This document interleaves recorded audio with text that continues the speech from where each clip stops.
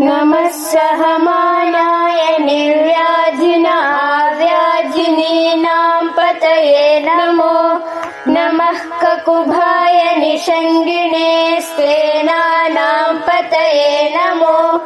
नमो निषङ्गिणैषु धीमते तस्कराणां पतये नमो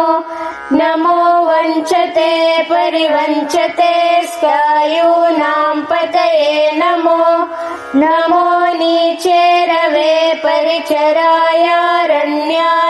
पतये नमो नमः सृकाविभ्यो जिघागुंसद्भ्यो मुष्णतां पतये नमो नमो असिमद्भ्यो नग्धं चरद्भ्यः प्रकृन्तानां पतये नमो नमः उष्णीषिणे गिरिचराय कुरुञ्चानां पतये नमो नमः इषुमद्भ्यो धन्वाविभ्यश्च वो नमो नमः आतन्वाभ्यः प्रतिदधानेभ्यश्च वो नमो नमः आयच्छद्भ्यो विसृजद्भ्यश्च वो नमो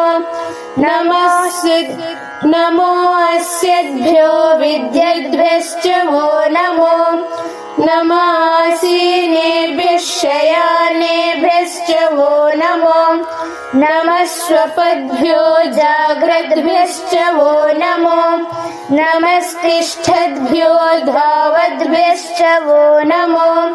नमः सभाभ्यः सभापतिभ्यश्च वो नमो नमो अश्वेभ्यो अश्वपतिभ्यश्च वो नमः